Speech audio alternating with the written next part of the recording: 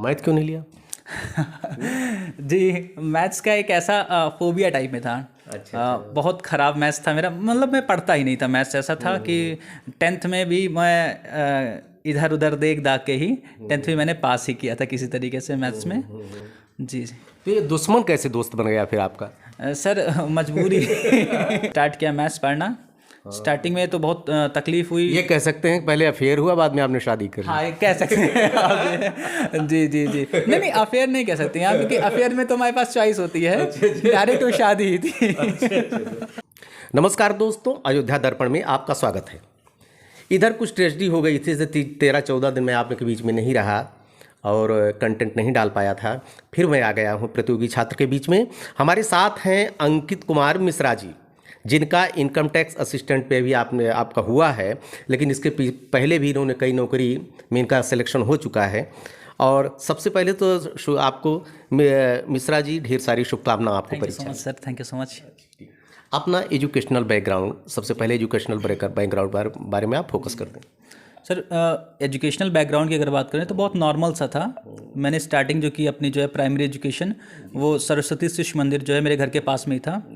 तो घर वालों का भेजने का एक मेन मोटो ये था कि घर में थोड़ी शांति हो जाए, मतलब ऐसा कुछ नहीं था कि पढ़ाई में बहुत ज़्यादा रुझान था बचपन से। फिर उसके बाद हम लोगों ने एक जनतावद इंटर कॉलेज है, वहाँ से अपना 6th-7th कंप्लीट किया। फिर मेरे चाचा जी ने मेरा यहाँ पे इंट्रेंस होता था पहले एसएसबी इंटर कॉलेज में फैज़ाबाद, यहाँ पे मेरा 12th तक का एजुकेशन वहाँ से कंप्लीट हुआ। जी, उसके बाद फिर मैंने ग्रेजुएशन के लिए स्विच किया था साकेत में, और उसके ग्रेजुएशन के ही 3rd ईयर के आसपास मैंने तैयारी स्टार्ट की थी जो है। मेरी ग्रेजुएशन में आपका क्या था, साइंस ग्रुप रहे आर्ट के रहे? नहीं, ग्रेजुएशन में साइंस ग्रुप ही था मेरा। जी जी, बायो से था। जी, बायो से था। जी जी, 10th के बाद से मेरा बायो ही था। अच्छा, मैथ क्यों नहीं लिया? जी, मैथ्स का एक ऐसा फोबिया टाइप में था। बहुत ख़राब मैथ्स था मेरा, मतलब मैं पढ़ता ही नहीं था। मैथ्स ऐसा था कि टेंथ में भी मैं इधर उधर देख दाग के ही टेंथ में मैंने पास ही किया था किसी तरीके से मैथ्स में। तो एक ऐसा हुआ कि आपको अपॉर्चुनिटी मिली कि हाँ, सबसे खतरनाक दुश्मन को आप अपने आप छोड़ सकते हैं। तो मैंने जो है मैथ्स छोड़ दिया 10th के बाद से ही। लेकिन यही खतरनाक दुश्मन ने ही आपका साथ दिया लास्ट में। हाँ जी, ये कह सकते हैं आप, क्योंकि जब मैं कंपटीशन में आया तो फिर पता चला कि जो मेन अहमियत है सीजीएल अगर आपको क्रैक करना है तो मैथ्स और आपका इंग्लिश, इन दोनों पे एक अच्छा कमांड होना चाहिए। जी जी। तो ये दुश्मन कैसे दोस्त बन गया फिर आपका? सर मजबूरी मजबूरी कह सकते हैं, क्योंकि अल्टीमेटली हम लोग का जो टारगेट होता था वो ये था कि नौकरी लेना है। नौकरी लेना है तो मैथ्स पढ़ना ही पढ़ना है। और ऐसे नहीं पढ़ना है, आपको अच्छे से पढ़ना है। तो और कोई चारा नहीं था, ये कह सकते कि मेरे पास रास्ता सिर्फ एक ही था। तो मरता क्या ना करता, पढ़ना ही था। तो फिर स्टार्ट किया मैथ्स पढ़ना। स्टार्टिंग में तो बहुत तकलीफ हुई। ये कह सकते हैं पहले अफेयर हुआ, बाद में आपने शादी कर ली। हाँ, ये कह सकते हैं आप। जी जी जी। नहीं, अफेयर नहीं कह सकते हैं आप, क्योंकि अफेयर में तो हमारे पास चॉइस होती है। डायरेक्ट वो शादी ही थी।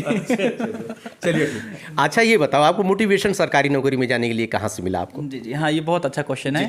क्योंकि 12th तक तो मेरे साथ ऐसा था कि हर रात में एक सपना आता था, दूसरे दिन मेरा वो रोल चेंज हो जाता था कि कभी मुझे लगता कि मुझे ये करना है, कभी लगता मुझे ये करना है। क्रिकेट का एक जुनून था।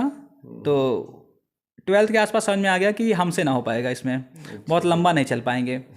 फिर जब साकेत में पहुंचा तो साकेत में आप जानते ही हैं, हर दूसरा आदमी युवा छात्र नेता है। तो वो बहुत फैसिनेटिंग सा लगता था उस टाइम पे जो है। तो 1 साल तो वहाँ पर बात कर दिए जो है। फिर धीरे धीरे समझ में आने लगा, कुछ इंसिडेंट्स भी ऐसे हुए लाइफ में कि लगा कि यार ये तो हम एक गलत ट्रैक पे चल रहे हैं। फिर मेरे मामा जी हैं श्री अनुराग पांडे जी, उनका बहुत बड़ा योगदान है हमारी इस जर्नी में, और जो भी मैं आज टारगेट अचीव कर पाया हूँ। तो गवर्नमेंट जॉब की तरफ जो मेरा रुझान आया, जो मैं थोड़ा सा जो है एक तरीके से लगा उस तैयारी में, वो सिर्फ उनकी वजह से हुआ। क्योंकि मुझे देख कर लग रहा था ना कि भाई एक आदमी गवर्नमेंट जॉब पाने के बाद किस तरीके से अपनी एक लाइफ में चेंज ला सकता है। ना सिर्फ अपनी लाइफ में, बाकी जितने भी लोग आपसे जुड़े हुए हैं सबकी लाइफ में चेंज आता। तो शुरुआत तो मेरी इसी से हुई कि हाँ, एक अच्छा जीन्स पहनने को मिलेगा, एक अच्छी ब्रांड की टी-शर्ट मिलेगी और एक अच्छा जूता आप पहन सकते हैं। तो ये एक शुरुआत का जो है आप कह सकते हैं कि मेरा जो है एक मोटिवेशन समझ लीजिए, जो भी समझ लीजिए था। धीरे धीरे समझ में आता गया कि हाँ यार, गवर्नमेंट जॉब एक ज़रूरी है अगर आपको लाइफ में स्टेबिलिटी चाहिए। जब मैच्योरिटी जैसे जैसे आएगी आपको, फिर धीरे धीरे चीज़ें समझ में आती चली गई। आपने कई कंपटीशन क्वालिफाई की, सरकारी नौकरी कई मिली हैं आपको। आप किस किस चरण तक पहुंचे हैं, आपने उनको क्यों छोड़ा, दोनों चीज़ें बता दीजिए। सबसे पहला मेरा जो एग्ज़ाम निकला था वो था RPF SI का। RPF SI में दौड़ नहीं पाया था मैं। आपको मैं एकदम सच से बता रहा हूँ ऑनेस्टली, मेरी रनिंग कंप्लीट नहीं हो पाई थी। उसके बाद एग्ज़ाम्स तो कई सारे निकले, बहुत में मैं लास्ट स्टेज तक भी गया, फाइनल रिजल्ट में आउट हुआ। जैसे आपको मैं बताऊँ, आपको यकीन नहीं होगा, मेरा MTS नहीं निकला था। MTS में आई थिंक मैं 0.3 या 4 मार्क्स से रह गया था। 18 में मैंने प्रिपरेशन स्टार्ट की थी। 19 से मेरे एग्जामिनेशंस निकलने स्टार्ट हो गए थे। जो मेरा पहला एग्ज़ाम निकला था वो था फाइनल, जिसमें मेरा सिलेक्शन हुआ था, वो था मेरा CGL 19 था। उसके बाद मेरा हुआ था CHSL 19 में हुआ था। इसके साथ साथ मेरा रेलवे में भी सिलेक्शन हुआ था लेवल 6 पे। बाकी मैंने फॉर्म नहीं, बाकी का मैंने एग्ज़ाम ही नहीं दिया था, क्योंकि मेरा वो तब तक जो है CGL में हो गया था, और CGL के कंपैरिजन में मुझे रेलवे थोड़ा सा कम अच्छा लगा। और हालांकि मैंने इसका जो है DV नहीं कराया, मैंने DV स्किप कर दिया था। 20 में भी मैं लास्ट स्टेज तक CHSL में गया था, लेकिन मैंने वहाँ पे भी DV स्किप कर दिया था।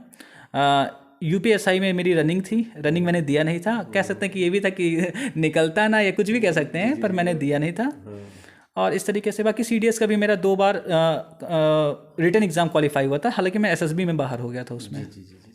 अच्छा, ये बताइए कि आप दिशा की तरफ कैसे मुखातिब हो गए आप? हाँ, ये कहते हैं जो फ्रेंड्स होते हैं ना, फ्रेंड्स लाइफ बनाते भी हैं, बिगाड़ते भी हैं। तो मेरी लाइफ में एक बहुत अच्छा, ये आप कह सकते हैं वाकया ये है, या मेरा गुड फॉर्च्यून है कि मेरे फ्रेंड्स बहुत शानदार मिले मुझे, जो भी मिले। तो हालांकि अरे भैया, नाम भी ले लो उनका। हाँ जी जी। मेरे सबसे अच्छे दोस्त तो सुमित हैं, प्रभात हैं, विशाल हैं, जितेंद्र हैं, और तिवारी जी हैं। देखिए, छूटने ना पाए, नहीं नाराज हो जाएंगे। इसलिए मैं एक एक लोग का नाम याद कर रहा हूँ। अनुराग जी हैं, और बहुत सारे लोग हैं जिनका मैं मतलब नाम अभी ले भी नहीं पा रहा हूँ, क्योंकि लिस्ट लंबी हो जाएगी। तो स्टार्टिंग के फेज़ में वहाँ पे मेरे साथ थे विशाल और प्रभात और मुकेश तिवारी। तो क्या हुआ कि जब मैं इन लोग के साथ बैठता, कभी डिस्कशन होता था, तो ये लोग दिशा में उसमें पढ़ रहे थे। तो लगता है यार कि हाँ, इनकी जो है, इनका जो मेंटल स्टेबिलिटी है, जो इनका मेंटल लेवल है, एप्टीट्यूड में जितना अच्छा ये लोग कर रहे हैं, वो पॉसिबल नहीं आप इधर उधर से बैठ के खुद पढ़ रहे हैं या ऐसा कुछ कर रहे हैं उससे हो पाना। और उसके बाद उनके आने जाने से, वो क्लासेज आते जाते थे, लगता था यार ये लोग काफ़ी अनुशासित हैं, और उनकी तुलना में हम एकदम सुस्त आलसी भेड़िया हो गए थे, जो है कि खाली पड़े रहते थे। तो ये लगा, फिर उन लोगों ने काफ़ी मोटिवेट किया कि जो है आप स्टार्ट करिए, तैयारी करना शुरू करिए, जो है। और एक तरीके से कह सकते हैं आप कि दिशा ले जाने का काम उन्हीं लोगों का था, जो है। अच्छा, ये बताइए, दिशा में कौन से टीचर रहे जिसको अभी आपको, जब तक आप नौकरी करेंगे, आगे जाएंगे, तब तक आपको याद रहेंगे? किस तरह उनका कॉपरेशन रहा? देखिए, नौकरी करते तक नहीं, लाइफ में जब तक आपकी मतलब लास्ट डेथ रहेगा। हाँ, मैंने अपने को करेक्ट कर लिया। जी जी। तब तक, क्योंकि यहाँ पे जो मुझे फ़ायदा हुआ है, मैं सेल्फिश होके ये बात बता रहा हूँ आपको, क्योंकि मुझे जो फ़ायदा हुआ, मैं वो बात बता रहा हूँ आपको। सबसे बड़ी चीज़ देखिए, पढ़ाई तो आपको बहुत मिल जाएगी, मतलब आप कोई भी टीचर आपको पढ़ा सकता है, पर एक होता है कि आपका पर्सनालिटी डेवलपमेंट, लाइफ जीने का तरीका, पॉइंट ऑफ व्यू थिंकिंग की जो होती है, वो चीज़ें जो दिशा से मिली हैं आपको, वो रिप्लेसबल हैं। मतलब आप उसको कहीं से और भी रिप्लेस नहीं कर सकते हैं। लाइक शमसी सर हो गए, उनकी जो वे ऑफ थिंकिंग है ना, उससे क्या हुआ, हम लोगों के ऊपर काफ़ी प्रभाव पड़ा। हम लोगों का जो समाज को देखने का नज़रिया है, जो लाइफ को देखने का नज़रिया है, छोटी छोटी बातों में ना उलझना, ये सारी चीज़ें हम लोग को सीखने को मिला। अखिल सर अनुशासन का दूसरा नाम हो गए। जितना अनुशासित वो रहते हैं, अगर उसका 50% भी कोई अनुशासित रह ले कोई स्टूडेंट, तो कोई भी बड़ा टारगेट उसके लिए बड़ा नहीं साबित होगा, इजीली अचीव कर लेगा। और बाकी रोहन भैया हैं हमारे, जो है अंजनी सर हैं, they are very great person. तो जो है लाइफ में हमेशा जब तक भी रहेंगे, तब तक जो है थैंकफुल तो रहेंगे उन लोगों के, जो है। अच्छा, ये बताइए, आपका तो खैर बेस स्ट्रांग रहा, शिशु मंदिर की पढ़ाई बहुत स्ट्रांग होती है जी, बेस आपका स्ट्रांग नहीं रहा? मैं मेरे जितने भी सिबलिंग्स थे, उनमें सबसे खराब मेरी एजुकेशन थी। अरे मतलब मेरा पढ़ाई से दूर दूर तक, जैसे साउथ पोल रिपल करेंगे ना, वैसे मेरी और पढ़ाई थी। हमेशा हम लोग रिपल ही करते थे। मार पीट के घर पे बैठाए जाते कि हाँ, कि अब पढ़ना स्टार्ट कर दो, 2 घंटे पढ़ना है तुम्हारी टाइम लगा के। तो पढ़ाई तो मेरी स्टार्टिंग बहुत पुअर थी। हालांकि बाद में फिर जब लगा तो फिर स्टार्ट किया गया, तब फिर थोड़ा बहुत बढ़िया हो गया और फिर चलता रहा। अच्छा ये बताइए कि आपने प्री और मेंस की स्ट्रेटजी देखिए, 2 फेज में एग्जाम होता है। पहले तो 3 में था लेकिन अब शायद ख़त्म कर दिया गया। 2 में आपने प्री और मेंस इसको कह सकते हैं जी, कि आपने अलग अलग स्ट्रेटजी क्या अपनाई थी? देखिए बात ये है ना कि सबसे पहले मेरा मैथ्स तो एकदम पुअर था, तो उसके लिए तो मुझे बहुत ज़्यादा एफर्ट करना पड़ा। और ये भी मेरे लिए प्लस पॉइंट भी हुआ क्योंकि 2019 में मेरा 197.5 मार्क्स था आउट ऑफ 200, और 21 में मेरा 187.5 था। तो हुआ क्या, स्टार्टिंग में जब आप मैथ्स लगाना स्टार्ट करेंगे तो आपको 2 मिनट के लगेगा कि मुझे चीज़ें आ गई, फिर भूल जाएगा, फिर लगेगा आ गया। आदमी क्या करता है, सोचता है यार मेरे पास 20 चैप्टर है मान लीजिए, तो मुझे 20 के 20 कवर करने हैं, 6 महीने के अंदर कवर करके मैं ख़त्म करता हूँ। सबका अपना अपना स्टेटस होता है। कोई 2 आदमी एक दूसरे को अपने को कंपेयर नहीं कर सकते कि नहीं मैं वो 6 महीने में कंप्लीट कर दिया तो मैं भी 6 महीने में कंप्लीट करूँगा। मेरे साथ ये था कि मुझे बेसिक बिल्कुल नहीं आता था। फिर मैंने क्या किया, स्टार्ट किया एकदम बेसिक सी बुक उठा के, फिर मैंने वहाँ से एक एक चीज़ लगाना स्टार्ट किया। मैं चीज़ों पे टाइम बहुत देता था। अगर मुझे कोई टॉपिक नहीं समझ में आ रहा है तो मैं उस पर आधा घंटा 1 घंटा 1 दिन भी लगा सकता था। फिर मुझे लगा कि यार अभी इससे भी नहीं होगा, अभी और बेसिक पे जाना, तो फिर मैंने स्टार्ट किया 8th 9th 10th 3 कोचिंग मैंने स्टार्ट की। और ये 3 कोचिंग्स जो है मेरी लाइफ में बहुत क्रूशियल पॉइंट साबित हुई, क्योंकि इनसे मेरा क्या हुआ, बेसिक जो मैंने कभी छोड़ रखा था वो स्ट्रांग हो गया। फिर क्या होता है कि आप सोचते हैं कि मैं एक ही बार में मुझे कोई ऐसा कंटेंट मिल जाए कि मैं पूरा मैथ्स एक ही बार में कंप्लीट कर लूँ, ऐसा नहीं पॉसिबल है। स्टेप वाइज स्टेप होता है। आप एक सीढ़ी पे चढ़ेंगे तो आपकी कुछ चीज़ें छूटेंगी, जब दूसरी बार जाएंगे तो वो चीज़ें कवर होंगी, तीसरी बार जाएंगे तो इस तरीके से फिर वो चलता रहा। उसके बाद आता है मॉक्स। फिर मॉक्स बहुत वाइटल रोल प्ले करता है आपकी जर्नी में। जब मैंने सीजीएल मेंस का मॉक्स देना स्टार्ट किया तो मेरे फर्स्ट मॉक में आए थे 96.5 ऐसे कुछ मेरे मॉक्स थे। तो वो बहुत मैं डिमोरलाइज हो गया था। तो यहाँ पे काम आता है जो है एक कोई जो आपके गार्जियन होते हैं उनका रोल जो है। तो मैंने अखिल सर के पास मैसेज किया कि सर बहुत कम मार्क्स आ रहे हैं, क्योंकि एक आशा थी उस समय उस मेंस से कि ये मेरा कुछ लाइफ में कर सकता है।